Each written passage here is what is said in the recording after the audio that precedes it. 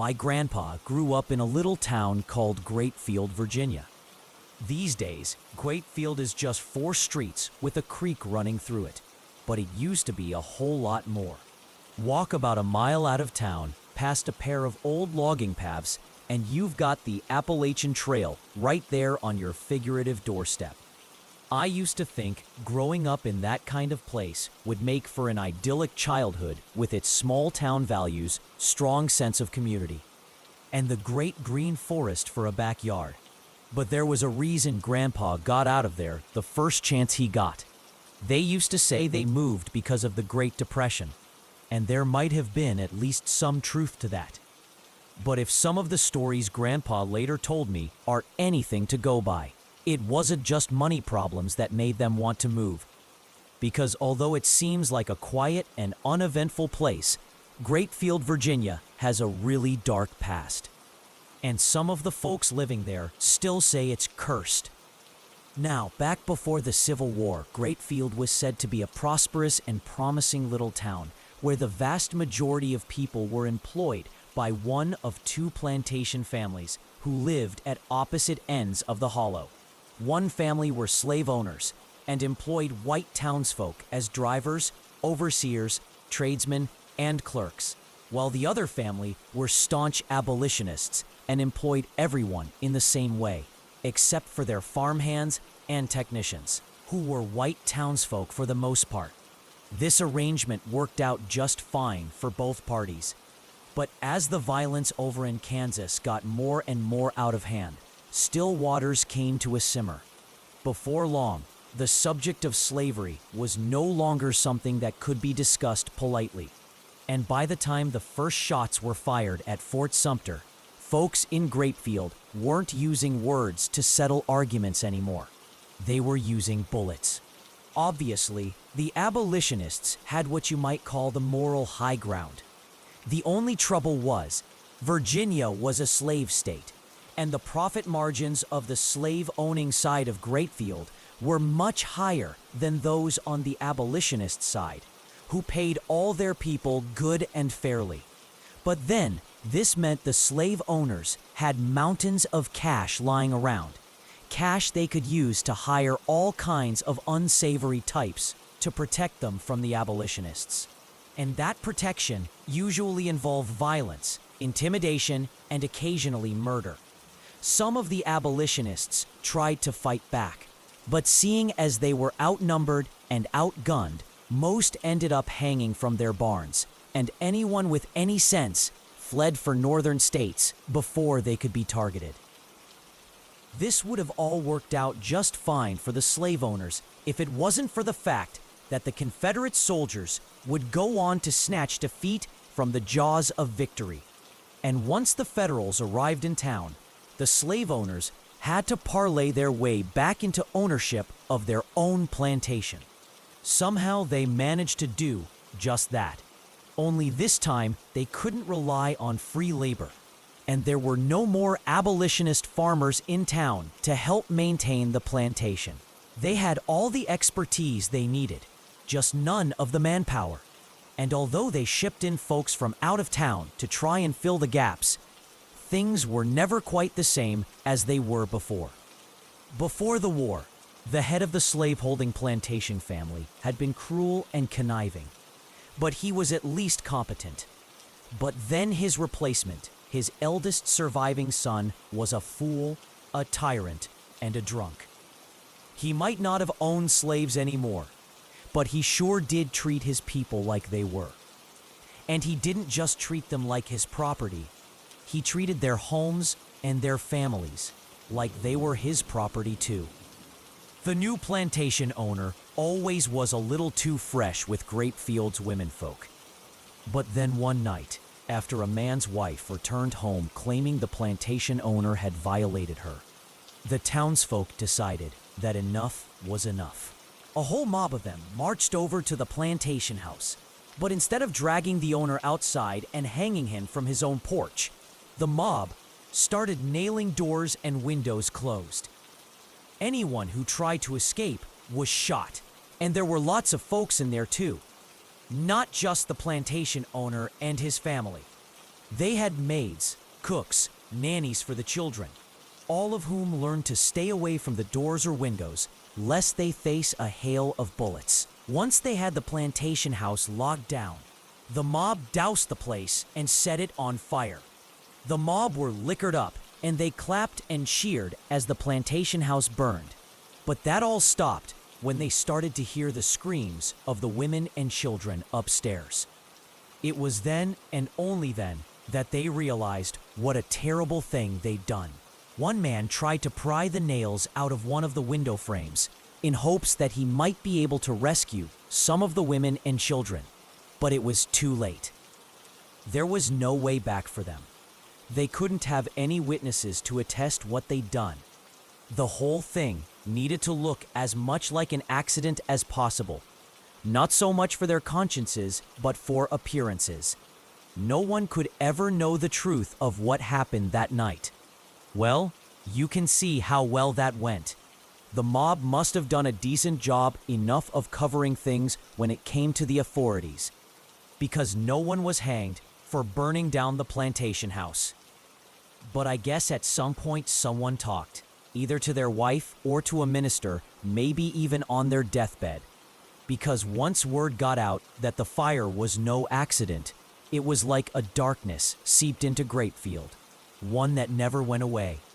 The town's economy was completely torn apart. Fear and suspicion became the norm. It took 40 years for the place to even start to heal. But even after things started to pick up again, folks talked of a curse hanging over the town. All that guilt meant a lot of drinking, and all that drinking meant a lot of broken homes, a lot of anguish, and a lot of misery too. And that, ladies and gentlemen, is the kind of town my grandpa grew up in, far from the kind of Hallmark card upbringing that I imagined he had. As you can probably tell, Grandpa talked an awful lot about growing up in Grapefield, probably in an attempt to instill gratitude in myself and his other grandchildren. I can promise you it worked, because as much as my grandpa had stories from his childhood that would make you laugh your butt off, he had one or two extremely creepy ones too. He wouldn't tell them often, and he didn't tell us any scary stories when we were kids. But once I was old enough, and I happened to be picking his brain one dark October evening, he told me one story I'll remember for as long as I live. It all started when a hunter named Hiram Carter walked back into town one day after spending all morning sitting in his blind out in the woods. This was back in 1934, just after Prohibition ended, and someone had set up a little speakeasy kind of joint over on Apple Lane. Hiram walked straight into the speakeasy, drank a whole bottle of beer in 4 or 5 gulps, and chased it down with a double shot of whiskey. Then, when both bottle and glass were empty, Hiram asked for another round. Obviously, a man doesn't drink like that unless something very good has happened, or something very, very bad has happened. So naturally, Hiram's fellow patrons were pretty keen to know what the occasion was. But Hiram didn't have any good news to share. In fact, he was more frightened than he'd ever been in his whole life. He'd been sitting in his blind, which for those that don't know is basically like a camouflage shelter that hunters hide in. And Hiram's there for hours before anything comes along. But sure enough, he starts seeing this big old buck walking through the trees towards him. It's still some distance away, so Hiram's got to wait as it gets closer and closer so he can get the perfect shot. He's got that buck trained in his sights. He's steadying his breathing. Then something spooks the deer, and it goes bolting off through the woods. Hiram lowers his rifle, trying to spot whatever it was that spooked his deer. Then suddenly he sees it. Something darts through the trees in front of him. Too skinny to be a bear, too big to be a dog, and it's moving so fast that it just about scared Hiram half to death. He stays put in his hide for a few minutes, clutching his rifle with sweaty palms, and then he rushes out of his hide, back to his truck, and drives all the way back into town, as fast as the engine could handle. He said that whatever it was stalking him all the way back to his vehicle. It stayed just out of sight, but it was there, following him. And Hiram said it just about frightened the life out of him. The boys down at the speakeasy told him it was probably just some coyote or a mangy bear that didn't get enough food before hibernating. But Hiram said he was certain about what he saw, and he hadn't seen nothing like it before in his life. It was big, it was fast, and most importantly, it seemed smart. After finishing his drinks, Hiram walked out of the speakeasy and made his way home, but not before warning every man in there to stay the hell out of the woods. Something was out there, and it was dangerous. When word got around about Hiram's encounter out in the woods, some folks took it with a pinch of salt, while the rest took it with a whole shaker. See, Hiram was in the habit of telling tall tales after a few whiskeys. In fact, the only reason he was hunting in the first place was so he could spend half of his grocery money on booze. Having the reputation that he did, no one took Hiram's claims all that seriously and went about their business as usual. But just 7 days later, Hiram's story was the talk of town, and unlike the week prior, they took his claims much more seriously. By the time my grandpa was a boy, the site of the old plantation house, the one that had been burned down by the townsfolk, had been abandoned and overgrown for almost 50 years. With no heirs to inherit the property, the land had fallen under the temporary ownership of Bland County's controller, whose only task was to find the property a buyer. But then, in the 40-plus years it had been up for sale, the county hadn't been able to find one. Even the carpetbaggers from up in New York and Chicago wanted nothing to do with it. They'd roll through in their fancy stagecoaches and top hats, take one look at the land and the folks living on it, and say, thanks, but no thanks. As a result, the land was all waist-high grass, wildflowers, and cypress trees surrounding the brick foundations of the old plantation house. Local kids were warned to stay away from the place, but I guess kids back then were no different than kids today, because they ignored their parents' warnings completely.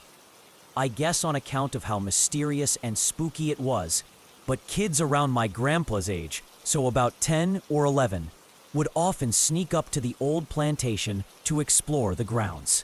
My grandpa said that he went up there once or twice himself, but that he was always getting a bad feeling whenever he was near that place. He'd heard the stories everyone had about the plantation being haunted, about the town being cursed. It just wasn't enough to keep the kids away. And for one little girl, ignoring those warnings almost cost her her life. One day, a little girl came running back into town with her even younger sister in tow, and they were both out of their poor little minds with fright. They'd been taking their beagle pup out for some exercise and decided to take it onto the old plantation grounds to run him around a little.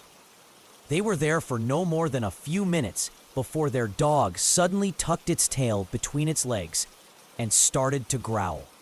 The older girl gave the dog's leash a tug, and it was only too happy to get the hell away from that creepy old place. But then as they're walking, the older of the two girls sees something moving in the trees surrounding the old plantation. Something that scared the living hell out of her. Something she later described as a monster. Later, when she was safe and a little calmer, the older girl was asked for more details on what she'd seen. She said that the monster had been creeping through the trees on all fours at first, but when it saw her, it raised itself up on its hind legs to watch her from across the clearing. Then, when she and her sister started to run back towards Grapefield, the thing in the tree line dropped back on all four legs again, then started running in their direction, like it was trying to cut them off. The two girls ran as fast as their legs could carry them, with their dog doubling back every so often to bark up a storm in the hopes of protecting his owners.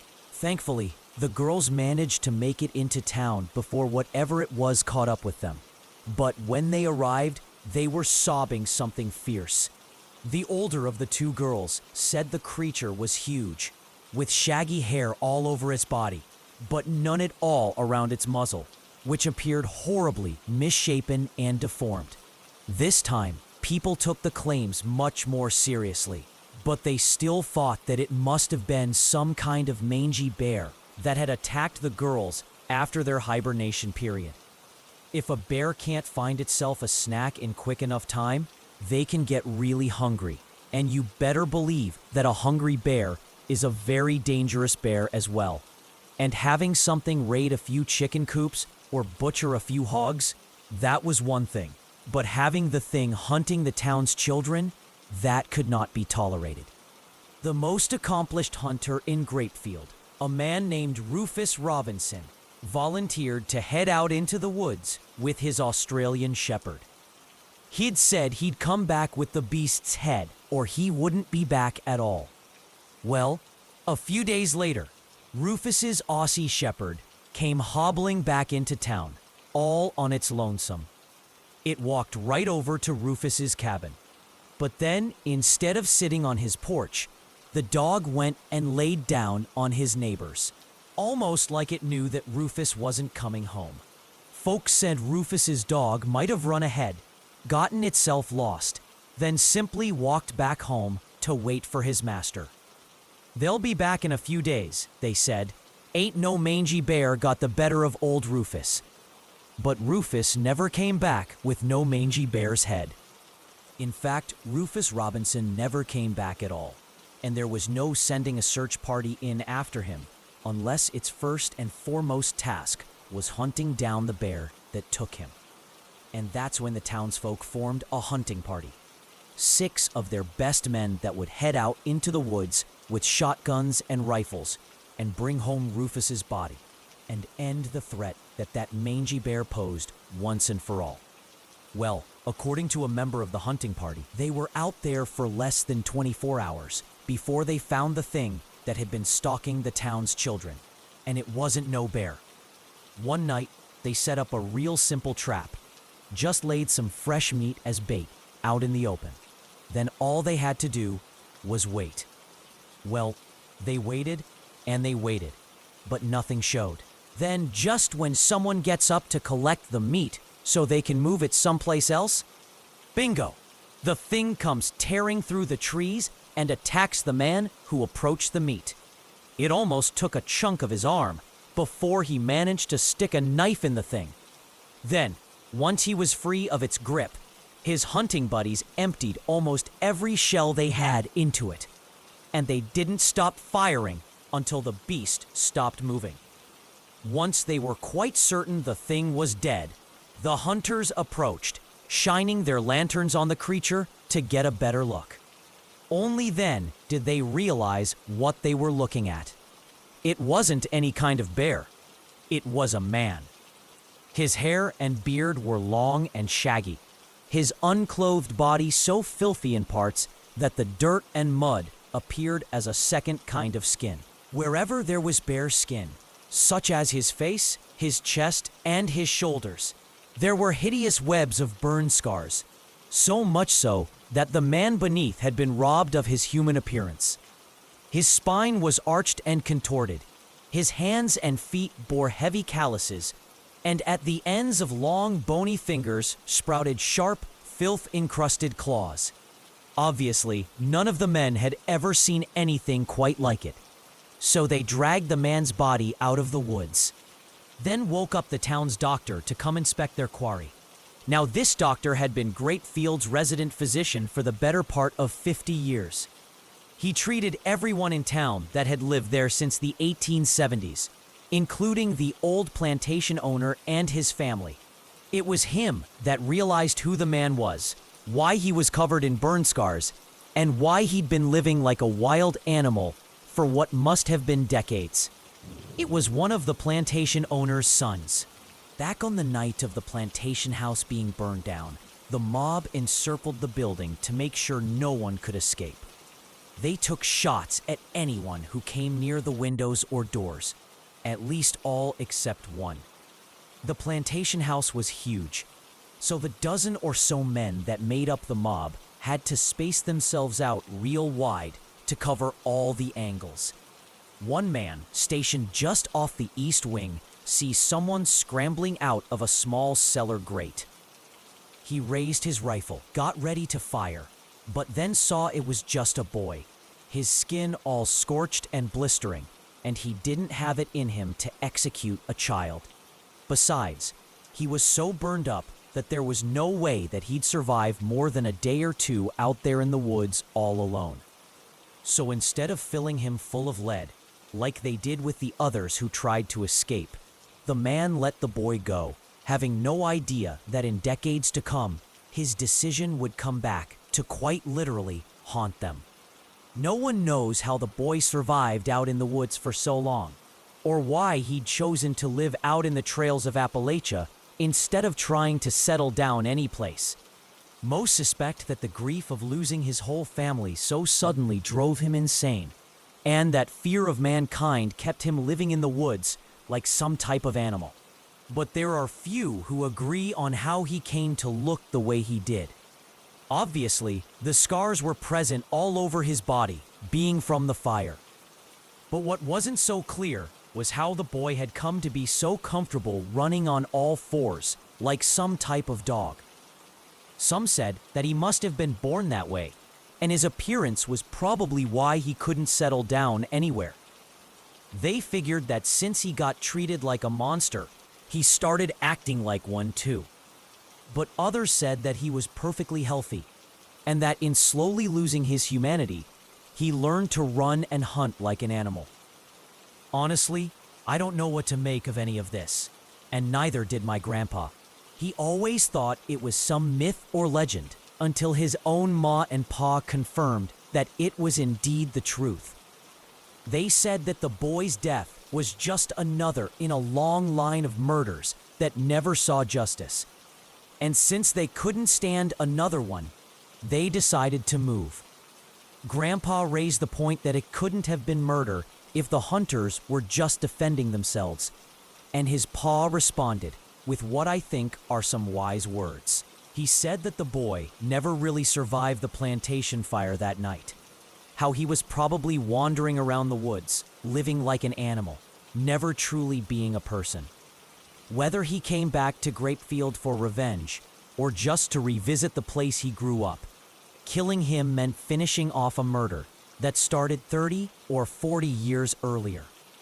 And that's why people say the town is cursed. Not because there's some evil spirit lurking around the place, but because those who came before condemned those who came after to have all the same blood on their hands. I want to tell you a little story about a pretty Appalachian girl named Willa Mae Martin, or as we call her around here, the girl who married a corpse. Willa Mae lived with her husband in a place called Clinch Valley over in eastern Tennessee. They were a young couple, married at 17 in a shotgun wedding once Willa realized that she was pregnant. They moved into a small rural home together, and for at least a little while, they were happy. But tragically, around halfway through the pregnancy, Willa Mae lost the baby. And unfair as it was, Alden, her husband, never forgave her for it. He blamed Willa Mae for the miscarriage, saying she didn't take care of herself properly, and accused her of not loving him anymore. He couldn't deal with the grief, so he drank, and when he drank, he beat Willa Mae something terrible. And after a while, the only thing Willa Mae liked about her husband was the fact that he worked as an oil driller in Texas.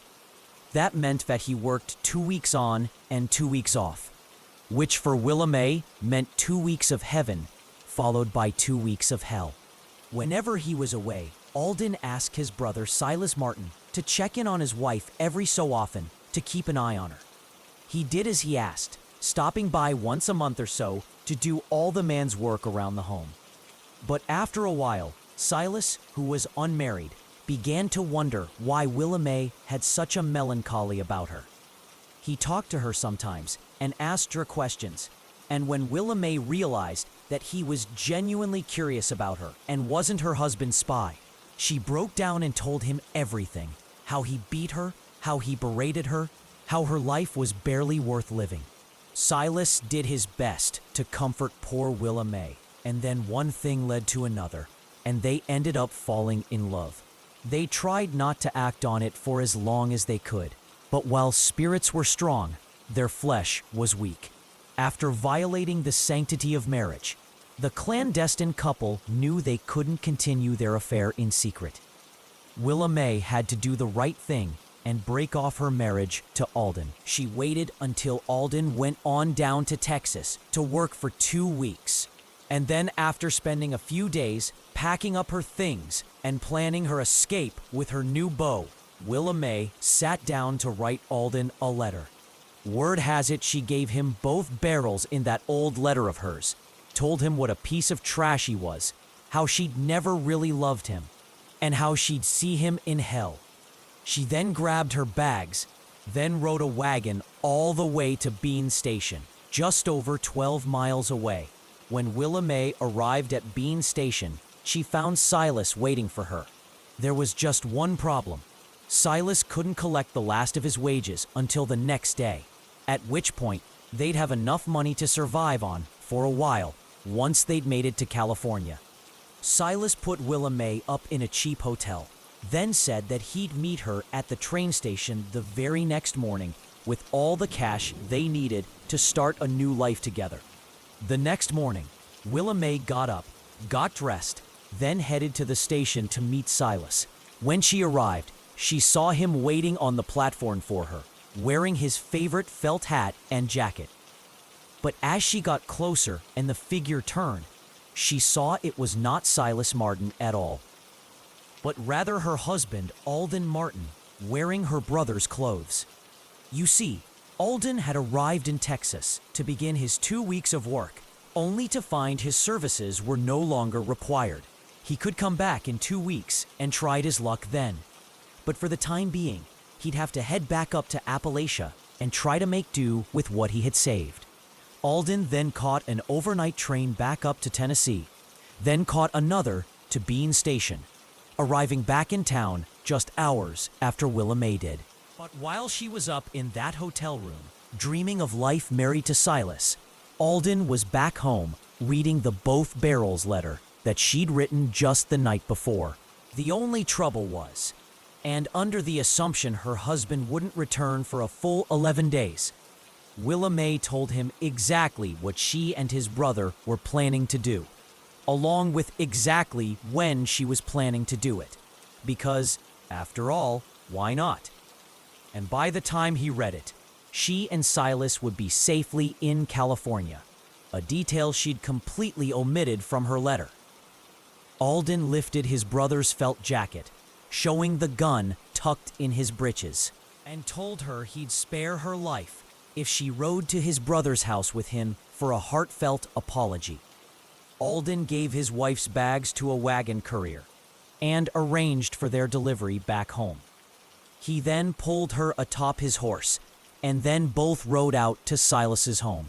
On the approach, when her lover's home came into view, Willa May tried jumping from her husband's horse. She didn't want to see what he'd brought her to see. She screamed, cried, and bucked, but Alden was stronger. He dragged her to the yard outside his brother's home, then forced his hysterical wife to gaze upon the body of her lover as it hung by the neck from the beams of his porch. Before he let Willa go, Alden told her, "Go and remember, you did this, not me." He then rode back into Bean Station and handed himself into the sheriff. Alden told deputies exactly where they could find his brother's body, and that since Silas was orphaned and unmarried, there was no one they needed to inform. But when the deputies went to collect it, it was gone, and there was no sign of Willa May. The lady herself was never seen again, and Silas Martin's body remained missing until the night after his brother's hanging, when someone abandoned a cart in front of the sheriff's office. The next morning, someone pulled back a sheet to see what it contained and saw Silas Martin's body lying there, embalmed and pristine, with a wedding band wrapped around one of his old, dead fingers. The regions surrounding the fabled Appalachian Mountains are home to some fascinating but often macabre myths and legends. Many are already familiar with the likes of the Mothman, the red-eyed harbinger of doom who lurks at the locations of impending disasters, or the Flatwoods Monster, who many believe is an example of extraterrestrial visitation. Yet fewer are familiar with another Appalachian legend, which, after some research, might just be rooted in a very unsettling truth. In certain parts of southern and eastern Appalachia, some folks still talk of an eerie nocturnal race of imp-like humanoids known as the Moon-Eyed People. The Moon-Eyed People are said to be around 4 feet high, with pale, ghostly bodies and large, slightly bulbous eyes. They're mostly harmless and only ever come out at night due to their general fear of humanity. But go walking on the trails where the moon is big and bright, and you might just spot a moon-eyed person bathed in silvery light. To most, the Moon-Eyed People sound like nothing but a quaint rural folktale. But like many so-called myths and legends, there can be varying degrees of truth to them. And in the case of nocturnal gnomes, that degree of truth might be very large indeed. Prior to the removal of 1838, North Georgia and other parts of the Appalachians were still part of the Cherokee Nation. And in 1782, the region's governor was a man named John Sevier. That same year, Sevier paid a visit to the Cherokee chief Oconostota at Fort Mountain, who had recently reached the ripe old age of 90 years old. Given his status as the region's governor, Sevier and Oconostota dedicated a great deal of their discussion to local politics. Sevier sought the old chief's wisdom, yet he also sought his experience, and before long, the conversation turned to history. Sevier and Oconostota began discussing the origins of the Cherokee, with the old chief describing how his people had migrated to Appalachia from the northern Great Lakes region.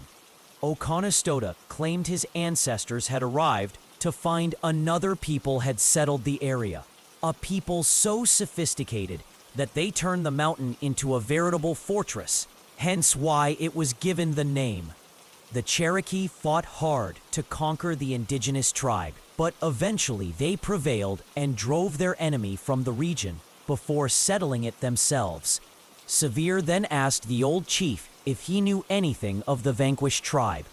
What he was told shocked him deeply. Chief Oconostota's forefathers told him that those who had occupied Fort Mountain before the Cherokee were, and I quote, white men from across the Great Sea. The chief went on to describe how these moon-eyed people earned their name. Not only did they have huge, disc-like eyes, much larger than any humans, but they evolved to be viciously effective nocturnal hunters with natural night vision so strong that it struck fear into the hearts of the Cherokee, who didn't dare venture away from their camps after dark. Governor Sevier was stunned and assumed that these Caucasian-like tribespeople were merely the stuff of legend. Yet Chief Oconostota assured him that his account was no mere myth. Sevier promised to return the following spring, and in the company of a historian, so that the chief's account could be officially recorded. Yet sadly, when Sevier returned in the spring of 1783, he discovered that the elderly chief had passed away. Despite Chief Oconostota's death, rumors of the Moon-Eyed People did not abate. In fact, almost every band of Appalachian Cherokee were familiar with the legends, so much so that it attracted the attention of a man named Benjamin Smith Barton. Born in 1766 in the British colony of Pennsylvania, Dr. Barton was one of the early United States' most prominent physicians. He'd studied at the Philadelphia School of Medicine, but also at Scotland's University of Edinburgh and Germany's University of Göttingen. He was also such a famous and well-respected figure that he'd received honorary diplomas from both the Lisbon Academy and Kiel University. At one time, Dr. Barton specialized in botany, and after corresponding with naturalists throughout the United States and Europe, he published the first American textbook on the subject. Yet around the end of the 18th century, Barton became fascinated with the subject of anthropology, and more specifically, the origins of humanity. After many years of study, Dr. Barton published his 1797 book, New Views of the Origin of the Tribes and Nations of America. The book includes excerpts of an interview with a U.S. Army colonel named Leonard Marbury. Fluent in the Cherokee language, Colonel Marbury acted as an intermediary between the government and the natives for the better part of 20 years, and in that time had heard many a story regarding the so-called Moon-Eyed People. The Cherokee tell us that when they first arrived in the country which they inhabit, they found it possessed by a certain moon-eyed people, Colonel Marbury explained. These wretched people could not see in the daytime and were expelled following a brief but bloody war. At first, Dr. Barton theorized that there had been some kind of miscommunication, and that these pale, moon-eyed people were not some previously undiscovered race of stunted humanoids, but rather a collection of French settlers. The Cherokee had sometimes described the moon-eyed people as possessing what they described as alien or unfamiliar weaponry. Yet when Dr. Barton interviewed one frequent visitor to the Cherokee, he claimed these alien weapons were little more than hoes, axes, guns, and other metallic utensils that had been brought to the New World by the French.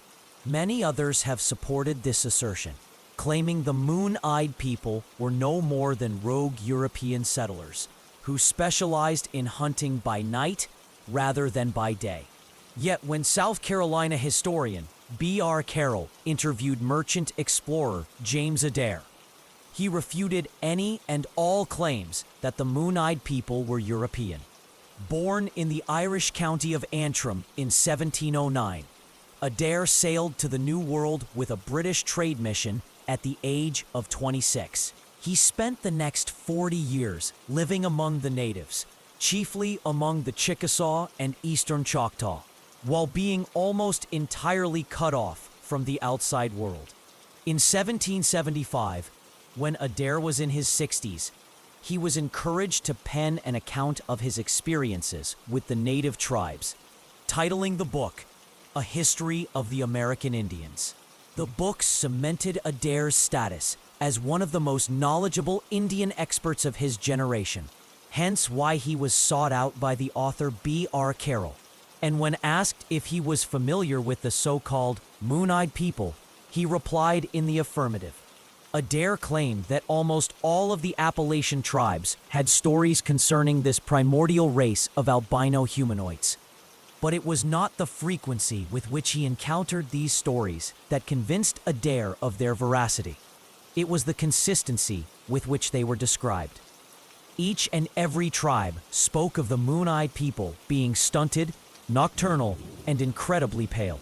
And what's more, most tribes agreed that the cause of their malformation was that they chose to live underground. Scientifically speaking, the moon-eyed people's wide-eyed physiognomy is entirely consistent with an offshoot of humanity having taken to living underground, especially if they've done so for thousands upon thousands of years. And while this all might sound like the stuff of science fiction, it is firmly rooted in truth. Back in 2003, a team comprised of local and Australian archaeologists began excavating in an Indonesian cave known as Liang Bua in the hopes of uncovering pre-modern human remains.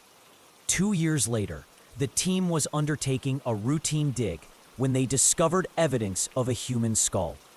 When a section of this skull was sent away for analysis, an Indonesian scientist, believed that due to its relatively small dimensions, the skull must have belonged to a child.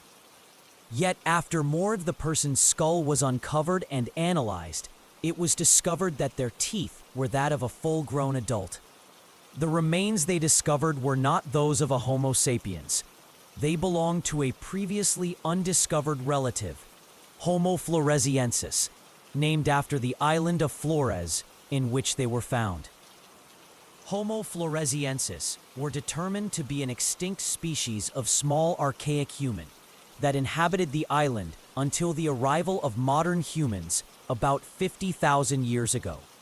The remains found in the Liang Bua cave belonged to an adult female believed to have stood at 3 feet 7 inches tall, which earned her the nickname the Little Lady of Flores. If the Cherokee did indeed migrate to Appalachia around 12,000 years ago, which is when the last of the Flores Hobbit people are believed to have died out, it's frighteningly feasible that they encountered a prehistoric race of subhuman cave dwellers against whom they waged a terrible and ultimately genocidal war. But then again, how could the Cherokee be so certain that every last one of the Moon-Eyed people were extinct? Perhaps they simply took shelter in the deepest recesses of their subterranean settlements and became even more cautious following the arrival of European settlers. Maybe the stories of stunted, ethereal-looking beings roaming the Appalachian Trail aren't just stories, but rather an aspect of ancient anthropology that we have yet to fully explain. After all, if the Little Lady of Flores and her kin were only discovered in 2003, what else has mankind yet to discover regarding our ancient and mysterious origins? A few years back, I was hiking the Appalachian Trail with a few friends of mine, and we ended up stopping in a campsite that had comfort stations and all of that. One night, I woke up at around 2 o'clock in the morning and needed to use the bathroom. The site was one of those corner sites, so there was a really short trail at the back of the site, which led through the woods before you get to the lights where the washroom is. I guess I could have gone around the front, but I figured that I would just cut through there like I usually do to save time, because I was tired and needed to pee real bad. So as I'm passing the middle of the trail, I hear a very faint noise coming from my right, something that sounded almost like laughing. I didn't freak out or anything. Like I know raccoons and porcupines make something like a sort of tee-hee-hee sound at night. And I couldn't see anything like a raccoon or a porcupine, but it was dark, so why would I? I just kept going towards the comfort station without a second thought. But then, a few seconds later, I hear a voice deep in the woods, a woman's voice, asking, "Hello?" To say I jumped was an understatement, but then I was just startled, not scared at all. But I also didn't know what to say in response, or if this girl was talking to me, or someone else entirely. I ended up just saying, "Hey," in like a sort of friendly voice, because if some girl was freaking out hearing footsteps in the middle of the night, I didn't want her to think that I was some kind of creeper. But then after I said, "Hey," and there was no response, and that's the point that I started to get a little bit freaked out. Once I was at the comfort station, I did my business and managed to talk myself out of having a serious case of the creeps. I don't believe in ghosts or anything like that, and I still don't, to be honest. And although the timing and sudden silence had been fairly creepy, I knew that worst case scenario, it was just a person that was probably as spooked as I was anyway. So I started heading back the way I came, thinking, if I heard anything this time, I'm just going to sprint. But I'm getting further and further along the trail, and it's as quiet as the grave out there. I'm maybe 75% of the way along the trail, thinking to myself, I hope I didn't scare that girl too bad, when I hear her voice again, only it's not her voice. It just sounded like her voice. but it was different in a way that made my skin want to crawl right off my body when it said, "Come back." And I think that was the fastest I've ever ran in my entire life.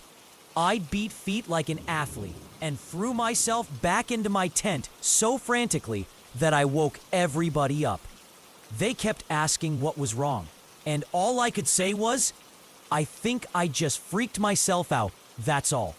There was no way in hell they'd believe me if I told them what I'd heard. They'd think that I was drunk, high, or just a little baby man, or maybe a little of all three. But they would not believe that I heard a voice change in a way that it did. It sounds crazy, but I actually hoped that they would hear it at some point. But we moved campgrounds that next day, and I didn't hear anything like it for the whole rest of the trip. I'm obviously very glad that's the case. I just wish that I knew what I heard that night, because I'd be lying if I said that question didn't keep me up at night. Only 0.4% of people watching are subscribed. You'd stayed this long. Let's fix that.